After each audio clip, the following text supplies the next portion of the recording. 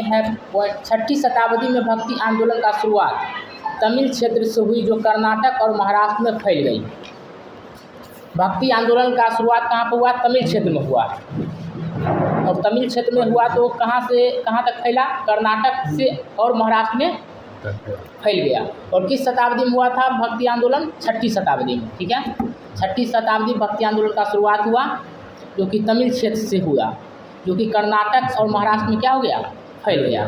भक्ति आंदोलन का विकास 12 अलवार वैष्णव संतों और 63 नयनार शैव संतों ने किया। भक्ति आंदोलन का विकास कौन किया? 12 अलवार वैष्णव संत और 63 नयनार शैव संत ने किया था। एक अलवार वैष्णव संत और एक नयनार शैव संत। वैष्णव 2 संत था, वैष्णव संत और शैव संत। वैष्णव संत जो था कौन था? 12 अलवार और 12 को था और 63 को था शैव संत, नयनार शैव संत। 12 अलवार 63 नयनार। भक्ति आंदोलन का विकास 2 संत मिलकर हुआ था, वैष्णव और 2 तरह के संत, वैष्णव संत और शैव संत। वैष्णव संत 12 थे, अलवार 12 था और नयनार शैव संत 63 था। शैव, नयनार और वैष्णव अलवार जैनियों और बौद्धों के अपरिग्रह को अस्वीकार कर ईश्वर के प्रति व्यक्तिगत भक्ति को ही मुक्ति का मार्ग बताते। मतलब यह दोनों जो संत था क्या बोलता था कि मतलब बौद्ध का जो अपरिग्रह को अस्वीकार कर दिया था, बौद्ध धर्म का जो था, और ईश्वर के प्रति जो था बोलता था व्यक्तिगत भक्ति ही मान रहा था। अलवार शब्द का अर्थ है अंत ज्ञान रखने वाला, जो अंत ज्ञान रखता है उसको अलवार बोलते हैं। वह व्यक्ति जो ईश्वरीय चिंतन में पूर्णतः विलीन हो गया हो, उसी को हम लोग क्या बोलते हैं? अलवार बोलते हैं। अलवारों में एकमात्र महिला साध्वी अंडाल का नाम मिलता है। मतलब अलवार जो संत था उसमें से एक ही महिला थी जिसका नाम क्या था? साध्वी अंडाल। महिला साध्वी थी जिसका नाम था अंडाल, जिसके भक्ति गीतों में कृष्ण कथाएं अधिक मिलती है। मतलब कृष्ण कथा क्या मिलता है? अधिक गीत गाती थी, उसमें कृष्ण कथा वो ज़्यादा गाती थी। शैव संत अप्पार ने पल्लव राजा महेंद्र वर्मन को शैव धर्म स्वीकार करवाया। शैव संत अप्पार जो था, पल्लव के जो राजा थे महेंद्र वर्मन, उसको कौन सा धर्म स्वीकार करवाया था? शैव धर्म स्वीकार करवाया था। भक्ति कवि संतों को संत कहा जाता था और उनके 2 समूह थे। प्रथम समूह वैष्णव संत थे जो महाराष्ट्र में लोकप्रिय हुए। वे भगवान विठोबा के भक्त थे। विठोबा पंथ के संत और उनके अनुयायी वारकरी या तीर्थ यात्री पंथ कहलाते थे, क्योंकि हर वर्ष पंढरपुर की तीर्थ यात्रा पर जाते थे। दूसरा समूह पंजाब एवं राजस्थान के हिंदी भाषी क्षेत्रों में सक्रिय था और इसकी निगुण भक्ति में आस्था थी। भक्ति आंदोलन को दक्षिण भारत से उत्तर भारत में रामानंद के द्वारा लाया गया। इम्पोर्टेंट है, दक्षिण भारत से उत्तर भारत में कौन लाया था? रामानंद लाया था। दक्षिण से उत्तर में कौन लाया? रामानंद लाया। भक्ति आंदोलन पहले दक्षिण में था, दक्षिण साउथ हो गया, तमिल इधर महाराष्ट्र, उसमें कर्नाटक से लेके महाराष्ट्र तक फैला हुआ था। अब वहाँ से उठा के तमिल से दक्षिण साइड से और उत्तर इधर लाया कौन लाया था? रामानंद। रामानंद की शिक्षा से 2 संप्रदायों का प्रादुर्भाव हुआ। सगुण जो पूर्ण जन्म में विश्वास रखता है और निर्गुण जो भगवान के निराकार रूप को पूजता है। मतलब इनका जो शिक्षा था 2 संप्रदाय का था, एक सगुण और दूसरा क्या बोलते हैं? निर्गुण। सगुण बोलेंगे जो पिछले जन्म को में बिलीव रखता है, विश्वास रखता है, पूर्ण जन्म को जो विश्वास उसको सगुण बोलेंगे। और निर्गुण जो बोलेंगे जो भगवान का निराकार रूप को क्या करता है? पूजता है। सगुण संप्रदाय के सबसे प्रसिद्ध व्याख्यातों में थे तुलसीदास। मतलब जो पूर्ण जन्म को मानते थे वो उसमें से सबसे व्याख्यात जो थे तुलसीदास नाभादास थे। जैसे राम भक्त और निम्बार्क, वल्लभाचार्य, चैतन्य, सूरदास और मीराबाई जैसे कृष्ण भक्त थे। सिंपल सी बात ये मान लो जो कृष्ण भक्त होते थे वो सगुण संप्रदाय को मानते थे, क्या इन बोल सकते हैं। निर्गुण संप्रदाय के सबसे प्रसिद्ध प्रतिनिधि थे कबीर, जिन्हें भावी उत्तर भारतीय पंथों का आध्यात्मिक गुरु माना गया। मतलब बोलेंगे क्या सगुण संप्रदाय का सबसे जो फेमस जो व्याख्यात थे वो तुलसीदास हो गए, सूरदास हो गए, मीराबाई हो गई ये, और निर्गुण में कौन थे? कबीर। निर्गुण संप्रदायों के सबसे प्रसिद्ध प्रतिनिधि थे कबीर, जिन्हें भावी उत्तर भारतीय पंथों का आध्यात्मिक गुरु माना गया। शंकराचार्य के अद्वैत दर्शन के विरोध में दक्षिण में वैष्णव संतों द्वारा 4 मतों की स्थापना की गई थी। शंकराचार्य के अद्वैत दर्शन के विरोध में, मतलब उनके अद्वैत दर्शन का विरोध में करने के लिए दक्षिण में जो है वैष्णव संत द्वारा 4 मत, वैष्णव संत के द्वारा 4 वो मत बनाया गया था, स्थापना किया गया था। जिसमें था श्री संप्रदाय जो था रामानुचार्य के द्वारा विशिष्टाद्वैतवाद था, ये ब्रह्म संप्रदाय माधवाचार्य द्वैतवाद, रुद्र संप्रदाय विष्णु स्वामी शुद्ध द्वैतवाद, सनकादि संप्रदाय निम्बाकाचार्य द्वैतवाद। मतलब मेन रूप से भक्ति आंदोलन में भी यहाँ तक में यही इंपॉर्टेंट कि मतलब कहाँ से फैला था, तमिल से फैला था, मतलब कर्नाटक और महाराष्ट्र में फैल गया। इसमें भक्ति आंदोलन का विकास 2 संत मिल किए थे, एक थे वैष्णव संत हो गए, एक थे नैनार शैव संत। वैष्णव संत में थे अलवार, वैष्णव में अलवार थे, अलवार वैष्णव संत में 12 आदमी, नैनार शैव संत में 63 आदमी, ये दोनों मिल करके भक्ति आंदोलन का शुरुआत हुआ। उसके बाद हुआ इसमें एक महिला शादी थी जिसका नाम था अंडा। उसके बाद दक्षिण से उत्तर में लाने के लिए रामानंद का शिक्षा 2 चीज में था, सगुन और निर्गुण। सगुन में सबसे प्रसिद्ध थे तुलसीदास। सगुन में नहीं, सगुन में थे ये तुलसीदास थे, सगुन तुलसीदास, मीराबाई और आचार्य क्या था, एक सूरदास, ये सब थे। निर्गुण में थे कबीर, मतलब जिसमें दास लगा हुआ है। निर्गुण में थे कबीर, हो गया खत्म। अब भक्ति आंदोलन के संत भक्ति आंदोलन के संत कौन? शंकराचार्य। जैसे भक्ति आंदोलन के संत थे शंकराचार्य। इनका जन्म 708 ईस्वी में केरल के कलाडी नामक गांव में हुआ था। मतलब शंकराचार्य का जो जन्म हुआ था 708 केरल साइड में ही हुआ था, कलाडी नामक गांव में हुआ। इनके पिता का नाम शिव गुरु एवं माता का नाम आर्यम्बा था। संन्यास की दीक्षा उन्होंने गोविंद योगी से ली थी शंकराचार्य ने। उन्होंने भारत के 4 कोनों में पीठों की स्थापना की। दक्षिण में श्रृंगेरी जो कि कर्नाटक में है, शारदा पीठ पूर्व में पुरी जो ओडिशा में है, गोवर्धन पीठ जो कि बद्रीनाथ में है, और ज्योतिषी पीठ जो कि पश्चिम में जामनगर गुजरात में है। चारों पीठों की सबसे पहले श्रृंगेरी पीठ की स्थापना थी। मतलब 4 पीठ का शंकराचार्य किए थे, लेकिन सबसे पहले कौन किए थे, ये इम्पोर्टेंट है, श्रृंगेरी पीठ की स्थापना किए थे, जो कि दक्षिण भारत में है। शंकराचार्य की मूर्ति 820 ईस्वी में हो गई। इनका जन्म हुआ 708 ईस्वी में, मृत्यु हो गया 820 ईस्वी में हो गई। शंकराचार्य की बादरायण के ब्रह्मसूत्र के आधार पर अपने सिद्धांत का प्रतिपादन किया और अपने दर्शन जो जीव ब्रह्म की एकता को सिद्धांत पर आधारित है। इनका जो ब्रह्मसूत्र है किस पर आधारित है, जीव ब्रह्म पर आधारित है, को आधारित है, को अद्वैतवाद का नाम दिया। और इसका जो जीव ब्रह्म पर आधारित के सिद्धांत पर जो आधारित है उसका नाम अद्वैतवाद दिया। यद्यपि शंकराचार्य शैव धर्म के अनुयायी थे। किस धर्म के अनुयायी थे? शैव धर्म के अनुयायी थे। तथापि इन्होंने पंचायतन पूजा का निरूपण किया। शिव, विष्णु, शक्ति, सूर्य एवं गणेश की पूजा का विधान था। रामानुचार्य 11वीं शताब्दी में इन्होंने राम को अपना आराध्य माना। इनका जन्म 1017 ईस्वी में मद्रास के निकट पेरुम्बर नामक स्थान में प्रशिक्षण अपने गुरु कांचीपुरम के यादव प्रकाश से प्राप्त किया था। रामानुचार्य का जो जन्म हुआ था वो 1017 में हुआ, 1137 में उनकी मृत्यु हो गई। राम शंकराचार्य का जन्म 708 में हुआ, 820 में मृत्यु हो गई। इनका 1017 में हुआ, 1017 1137 में मृत्यु। 708 में शंकराचार्य का जन्म हुआ, 820 में मृत्यु हो गया। इनका जो जन्म हुआ 1017 में जन्म हुआ, 1137 में मृत्यु हो गया। ठीक है। इनके अनुसार मोक्ष प्राप्ति का सर्वोत्तम साधन, इनके अनुसार मोक्ष प्राप्ति का सर्वोत्तम साधन विष्णु के प्रति अनन्य भक्ति भाव रखना। मतलब इनका कहना था कि जो विष्णु भगवान के प्रति जो अनन्य भक्ति रखेगा वो मुक्ति पालेगा। वो भगवान विष्णु की कृपा दृष्टि से भक्त उनके साथ एकाकार होने का परमानंद प्राप्त कर सकता है। रामानुज ने विशिष्टाद्वैतवाद के सिद्धांत का प्रतिपादन किया। शंकराचार्य जो थे वो अद्वैतवाद का प्रतिपादन किए थे, और ये जो किए थे विशिष्टाद्वैतवाद के सिद्धांत का प्रतिपादन किए थे, जिसके अनुसार आत्मा परमात्मा से जुड़ने के बाद भी अपनी अलग सत्ता बनाए रखती है।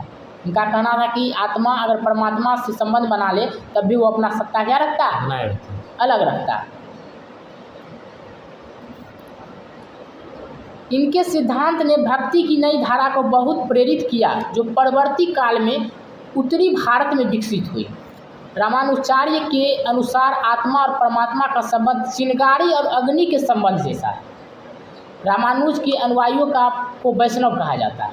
ये जो रामानुजाचार्य को मानते हैं उनको वैष्णव वैष्णव कहा जाता है, और जो शंकराचार्य को मानते हैं उसको शैव बोला जाता है। शैव बोला मतलब शैव शिव का पुजारी, और वैष्णव विष्णु के पुजारी। इसमें भी विष्णु है, लेकिन मुख्य रूप से वो शिव हाँ, का शिव विष्णु शक्ति सूर्य गणेश की पूजा का विधान था इस बार। लेकिन जो रामानुचार्य का जो था वैष्णव जो था वो विष्णु का। ऐसे ही राम जी को मानते थे। हाँ, राम जी को मानते थे। रामानंद, अब कौन आए? रामानंद। रामानंद का जन्म प्रयाग में हुआ था। इनकी शिक्षा प्रयाग तथा वाराणसी में हुई। इन्होंने अपना संप्रदाय सभी जातियों के लिए खोल दिया। कौन? रामानंद जो थे। कोई भी जाति इनके लिए भक्ति मतलब भक्त बन सकता था, शिष्य बन सकता था, इनका भक्त बन सकता था। रामानुज की भांति इन्होंने भी भक्ति को मोक्ष का एकमात्र साधन स्वीकार किया। ये भी क्या बोले कि जो भक्ति करेगा वही क्या प्राप्त करेगा? मोक्ष प्राप्त करेगा, जो कि रामानुचार्य बोले थे। वो बोले थे विष्णु भगवान का जो पूजा करेगा वो मुक्ति प्राप्त कर लेगा। ये क्या बोले? जो भक्ति करेगा मोक्ष प्राप्ति कर लेगा।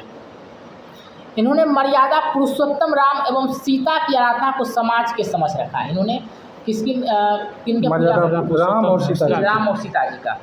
रामानंद के 12 शिष्यों में 2 स्त्रियां पद्मावती और सुरसरी थी। इनका 2 शिष्य 12 शिष्य था जिसमें 2 स्त्री थी, पद्मावती और सुरसरी।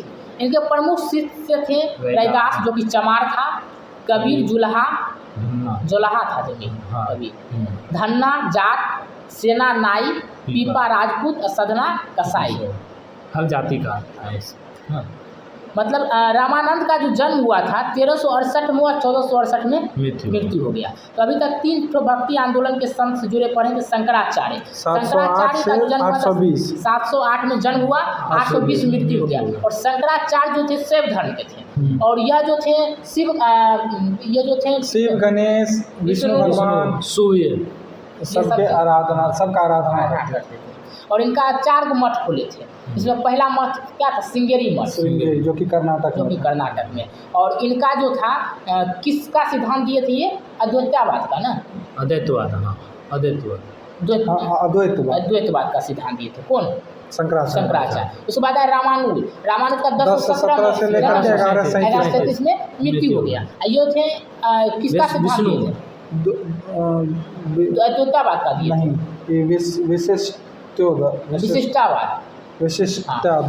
ये अद्वैतवाद का, ये विशिष्टवाद का लिए थे। और वो शैव धर्म के थे। रामानुज जो थे वैष्णव धर्म के थे। ये विष्णु के पुजारी थे। अब आते हैं रामानंद जो कि 1368 से 1468 1368 से 1468 ये लोग 100 से ज़्यादा रहे।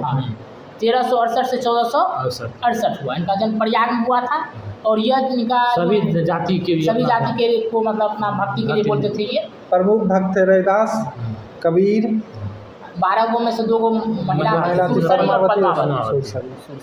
रैदास, कबीर, धन्ना, सेना, पीपा, सदना। अब आते हैं कबीर 1368 से 1468। अब 1440 में कबीर का जन्म हुआ। ये कबीर कौन थे? रामानंद का शिष्य थे। रामानंद का शिष्य कौन थे? कबीर, जो कि इनका जन्म कब हुआ था? 1440 में। कबीर का जन्म 1440 ईस्वी में वाराणसी में एक विधवा ब्राह्मणी के गर्भ से हुआ था।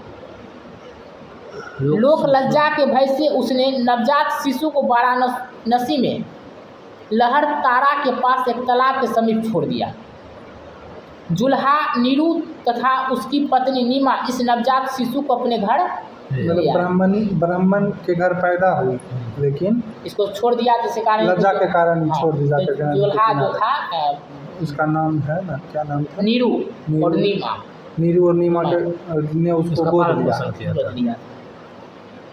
इस बालक का नाम कबीर रखा, इसीलिए क्या रखा? कबीर। ना ही इसे हिंदू का नाम पता चलता और ना ही दूसरे जाति का। कबीर की शादी लोई से हुई। कबीर की शादी किससे हुई? लोई से। उनके 2 बच्चे हुए। उनकी ज़िंदगी आम गृहस्थी जैसी ही थी।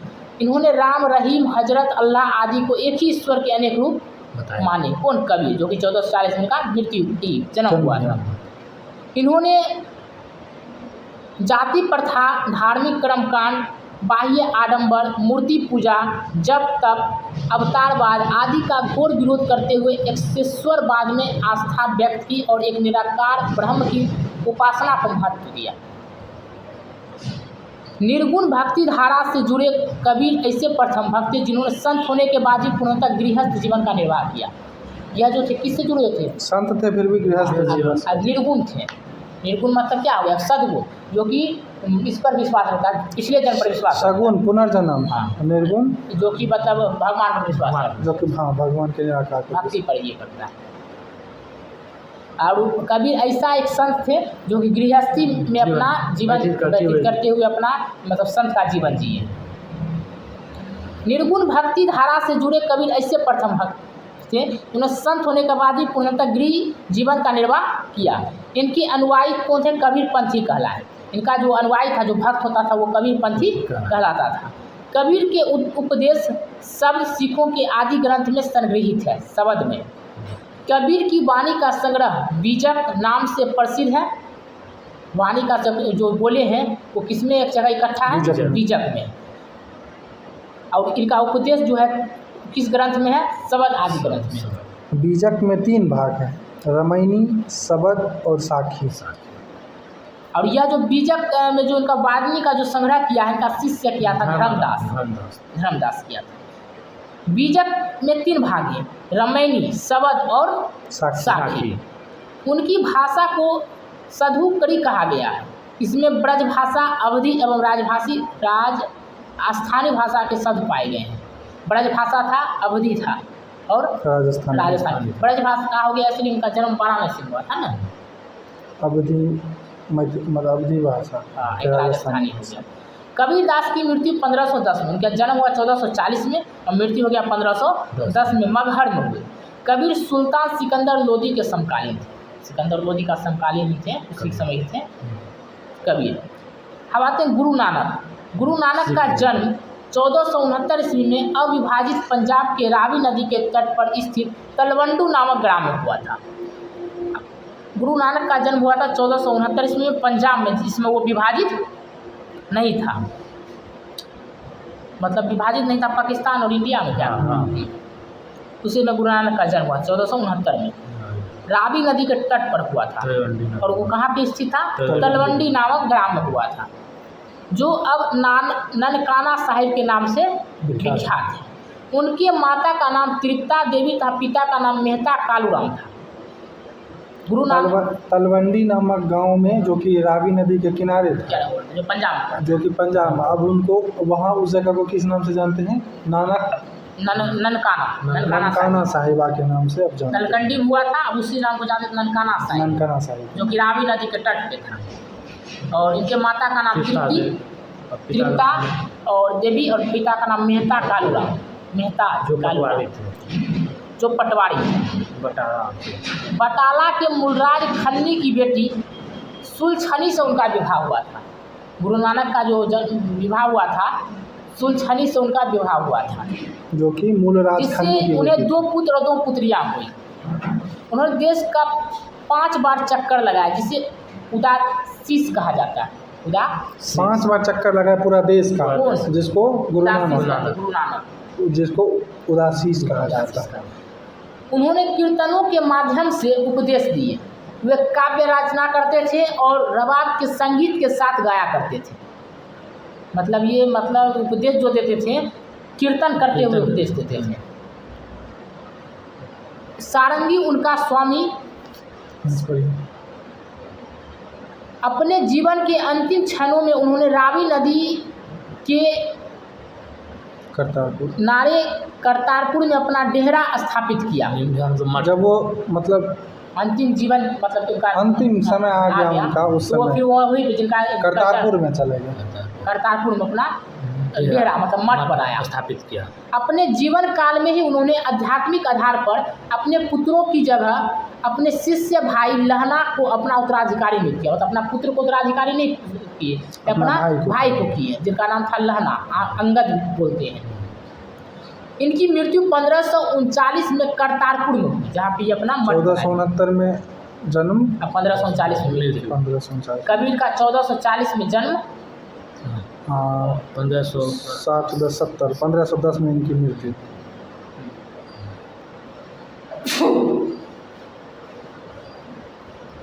अवतार क्यों हुए थे? नानक ने सिख धर्म की स्थापना की। नानक ने सिख धर्म की स्थापना की। नानक सूफी संत बाबा फरीद से प्रभावित हुए, बाबा फरीद से प्रभावित हुए और सिख धर्म बता देना। अब आते हैं हम लोग मुगल साम्राज्य पर। मुगल साम्राज्य में मुगल वंश का स्थापना बाबर द्वारा किया गया था, जो कि सिकंदर लोदी को हराया था। और वो सिकंदर लोदी को हराने के लिए सिकंदर लोदी का चाचा जो थे वही इनको इनवाइट किए थे कि आइए और युद्ध करिए, वही मतलब साथ दिए थे बाबर का। ये बाबर मुगल वंश का संस्थापक बाबर था। बाबर एवं उत्तरवर्षी मुगल शासक तुर्क एवं सुन्नी मुसलमान थे। बाबर ने मुगल वंश की स्थापना के साथ ही पद पादशाही की स्थापना की, जिसके तहत शासक को बादशाह कहा जाता है। मतलब उस समय के बाद से जो भी शासक बनता था उसको बादशाह कहा जाता था। बाबर का जन्म 1526 ईस्वी में हुआ। नहीं, बाबर का जन्म नहीं, मतलब इसका साम्राज्य जो था वो 1526 से 1530 तक, मतलब सिर्फ और सिर्फ 4 साल ये राज किया था भारत पर। बाबर का जन्म जो था वो 1483 ईस्वी में फरगाना में हुआ था। फरगाना नामक छोटा सा गांव था, वहाँ पे हुआ था। इनके पिताजी का नाम उमर शेख मिर्ज़ा था। उमर शेख मिर्ज़ा था, जिनका जन्म कब हुआ था? जन्म कब हुआ था? 1483 ईस्वी में बाबर का जन्म। बाबर पहली बार वो अपने पिता के मरने के बाद गद्दी पे कब बैठा था? तो 1494 ईस्वी में। 1483 में जन्म हुआ था और 1494 ईस्वी में उनका गद्दी पे वो बैठ गया, मतलब 11 साल की उम्र में वो गद्दी पर बैठ गए थे। बाबर ने 1507 ईस्वी में बादशाह की उपाधि धारण की। कब की थी? 1507 ईस्वी में, जिसे अब तक किसी तैमूर शासक ने धारण नहीं किया। कोई भी तैमूर शासक जो इससे पहले था वो कोई भी धारण नहीं किया था। बाबर के 4 पुत्र थे, हुमायूं, कामरान, अस्करी और हिंदाल। बाबर के कितने पुत्र? 4 पुत्र। कौन कौन? हुमायूं, कामरान, अस्करी और हिंदाल। बाबर ने भारत पे 5 बार आक्रमण किया। बाबर भारत पे कितना बार आक्रमण? 5 बार। सबसे ज़्यादा बार आक्रमण करने वाला ये क्या नाम था? महमूद गजनी 17 बार। याद रखिए, पिछला भी बीच बीच में हम पूछते रहेंगे अगर बीच में ऐसा कुछ आया तो। बाबर का भारत के विरुद्ध किया गया प्रथम अभियान 1519 ईस्वी में यूसुफ जाई जाति के विरुद्ध था। मतलब 5 बार जो आक्रमण किया था उसमें सबसे पहला बार आक्रमण जो किया था 1519 में किया था, जो कि यूसुफ जाई जाति के विरुद्ध किया था। इस अभियान में बाबर ने बाजौर और भेरा को अपने अधिकार में कर लिया, मतलब 2 जगह को, जिसका नाम था बाजौर और भेरा, इन दोनों को अपने अधिकार में कर लिया था। बाबर जो था पानीपत का प्रथम युद्ध जो लड़ा था वो किसके साथ? सिकंदर लोदी के साथ लड़ा था। सॉरी, सिकंदर लोदी नहीं, सिकंदर लोदी का बेटा था इब्राहिम लोदी के साथ लड़ा था। ठीक है। बाबर जो है, बाबर द्वारा प्रमुख 4 युद्ध लड़ा गया। 4 युद्ध था। पानीपत का प्रथम युद्ध, खानवा का युद्ध, चंदेरी का युद्ध और घाघरा का युद्ध। कौन कौन सा था? पानीपत का पानी पिया, खाना खाया, चला गया, घाघरा पहन के चला गया। पानीपत का पहला युद्ध जो था वो 1526 में, 1527 में खानवा का युद्ध, 1528 में चंदेरी का युद्ध, 1529 में घाघरा का युद्ध और 1530 में इसकी मृत्यु हो जाती है। पानीपत का प्रथम युद्ध कब हुआ था? 1526। खानवा का युद्ध 27, चंदेरी का युद्ध 28, खानवा का युद्ध नहीं सॉरी घाघरा का युद्ध 29। अब ये पहला पानीपत का जो युद्ध था इब्राहिम लोदी के खिलाफ था, जिसमें इब्राहिम लोदी को मार करके हरा करके उसको मार देता है। ये चारों का युद्ध ये जीत जाता है। दूसरा जो खानवा का युद्ध था, इसमें राणा सांगा को हरा देता है। पहला में पानीपत का युद्ध में इब्राहिम लोदी को हराया। हाँ। दूसरा युद्ध में राणा सांगा को हराया। हाँ, तीसरा में मेदिनी राय को हराया, चौथा में अफगान को हराया। पहला में इब्राहिम लोदी, दूसरा में राणा सांगा, तीसरा में मेदिनी मेदिनी राय, राय, चौथा में अफगान को। अफगान। पहला पानीपत का युद्ध 1526 में जिसमें इब्राहिम लोदी को हराया। दूसरा खानवा का युद्ध जिसमें राणा सांगा को हराया। तीसरा चंदेरी का युद्ध जिसमें मेदिनी राय को हराया। चौथा घाघरा का युद्ध जिसमें अफगान को हराया। और 1530 में इसकी मृत्यु हो जाती है। बाबर को अपनी उदारता के लिए कलंदर की भी उपाधि दी गई थी। किसके लिए? उदारता के लिए, मतलब शक्तिशाली के लिए।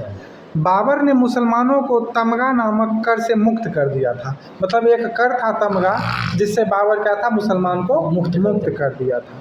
खानवा युद्ध में बाबर ने राणा सांगा के खिलाफ जिहाद का नारा दिया और युद्ध में विजय के बाद गाजी की उपाधि भी धारण कर ली थी। 30 जनवरी 1528 ईस्वी को जहर देने के कारण राणा सांगा की मृत्यु हो गई थी। बाबर ने बंगाल के शासक नुसरत शाह के साथ 6 मई 1529 को एक दूसरे की संप्रभुता का सम्मान करने का वादा करते हुए एक संधि की, जिसके अनुसार नुसरत शाह ने अफगान विद्रोहियों को शरण न देने का वचन दिया था। मतलब नुसरत शाह एक बंगाल का शासक था जिसका नाम था नुसरत शाह। उसके साथ बाबर का एक संधि हुआ। संधि कब हुआ था? 1529 ईस्वी में।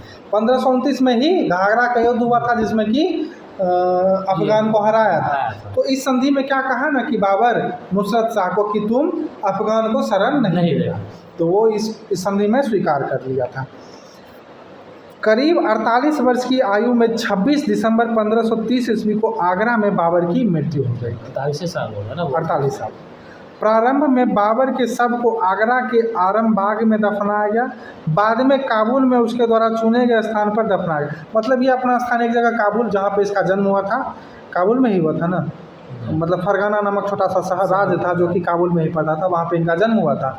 ये चाहते थे कि मतलब बाबर चाहता था मृत्यु होने के बाद हमको वहीं पर दफनाया गया। लेकिन पहले जब इसकी मृत्यु हुई थी 1530 में, इसको आगरा में दफनाया गया, लेकिन बाद में फिर उसको हटा करके काबुल में उस जगह पे दफनाया गया था। बाबर की मातृभाषा तुर्की थी। बाबर की मातृभाषा क्या थी? तुर्की थी, लेकिन वह अरबी और फारसी का भी अच्छा ज्ञाता था। इसका लैंग्वेज ऐसे तो तुर्की था, लेकिन अरबी और फारसी भी ये जानता था। बाबर ने अपनी आत्मकथा बाबरनामा की रचना की, या अपनी आत्मकथा खुद लिखा, जिसका नाम था बाबरनामा, जिसका फारसी में अनुवाद अब्दुल रहीम खान खाना ने किया था। इसमें फारसी में बाबरनामा लिखा था। ये खुद बाबरनामा बाबर खुद लिखा था। उसका फारसी में अनुवाद अब्दुल रहीम खान खाना ने किया था। अपनी आत्मकथा ने बाबर ने औपचारिक बागों और योजनाओं और उसके बनाने में कब अपनी रुचि का वर्णन किया। अक्सर ये बाग दीवार से घिरे होते थे तथा कृत्रिम नहरों द्वारा चार भागों में विभाजित आयताकार अहाते में स्थित था। 4 समान हिस्से में बटे होने के कारण ये 4 बाग कहलाते थे। बाबर को मुबैयान नामक पद शैली का भी जन्मदाता कहा जाता था। बाबर प्रसिद्ध नक्शबंदी सूफी ख्वाजा उबैदुल्लाह अहरार का अनुयायी था। बाबर का उत्तराधिकारी इसका बड़ा बेटा हुमायूं। बाबर का कितना बेटा? 4 बेटा। 4 बेटा में हुमायूं, उसका कामरान, हुमायूं, कामरान, और कौन कौन था? कामरान, अक्सरी और हिंदाल। हुमायूं, कामरान, अक्सरी और हिंदाल, जिसमें बड़ा बेटा था हुमायूं। इसीलिए बाबर की मृत्यु के बाद उसके पद पर उत्तराधिकारी जो हुआ वो हुमायूं हुआ। हुमायूं का शासनकाल 1530 से लेकर 1556 तक रहा। बीच में इनका शासनकाल थोड़ा दिन के लिए हटा था। 1530 से 1556 बाबर का शासनकाल 1526 से 1530 4 साल तक भारत पे रहा। ऐसे वो गद्दी पर 1498 ईस्वी में बैठ गया।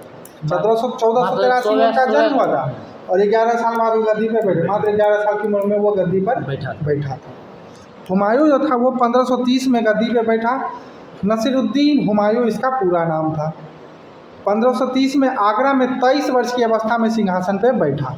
गद्दी पर बैठने से पहले हुमायूं बदखां का सूबेदार था। मतलब एक बदखां नामक जगह था जहाँ का सूबेदार हुमायूं था।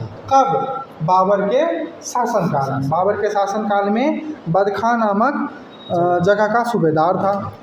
अपने पिता के निर्देश के अनुसार हुमायूं ने अपने राज्य का बंटवारा अपने भाइयों में कर दिया। मतलब बाबर बोला था कि हमारी मृत्यु के बाद तुम 4 भाग में राज्य को बांट देना। 4 भाग में बांट करके तुम चारों भाई अपना अपना राज्य को संभालना। जिसमें हुमायूं क्या किया, इसी को बंटवारा किया। इसमें कामरान को कौन सा राज्य मिला? काबुल, जहाँ पे इसका जन्म हुआ था बाबर का। और काबुल और कंधार मिला था किसको? कामरान को। अक्सरी को संभाल और मिर्जा हिंद, मतलब अक्सरी जो था उसका तीसरा भाई, उसको मिला था संभाल। और हिंदाल को मिला था अलवर और मेवाड़। अलवर और मेवाड़ हिंदाल को, कामरान को काबुल और एक जगह और कंधार। अक्सरी को संभाल। काबुल और कंधार कामरान को, अक्सरी को संभाल और हिंदल को अलवर और मेवाड़, ये दोनों चीज़। अपने चचेरे भाई सुलेमान मिर्ज़ा को हुमायूं ने बदखां प्रदेश दिया। मतलब अपना एक चचेरा भाई था, उसको भी एक प्रदेश दे दिया कि तुम भी वहाँ पे जाके राज करो। सुल्तान मिर्ज़ा उसका, सुलेमान मिर्ज़ा उसका नाम था। बदखां प्रदेश उसको भी दे दिया। 1530 ईस्वी में बैठा। अब 1533 का बात है। 1533 में हुमायूं ने दीन पनाह नामक एक नगर का स्थापना किया। 1533 में चौसा का युद्ध यह लड़ा था। 1539 में चौसा का युद्ध लड़ा था।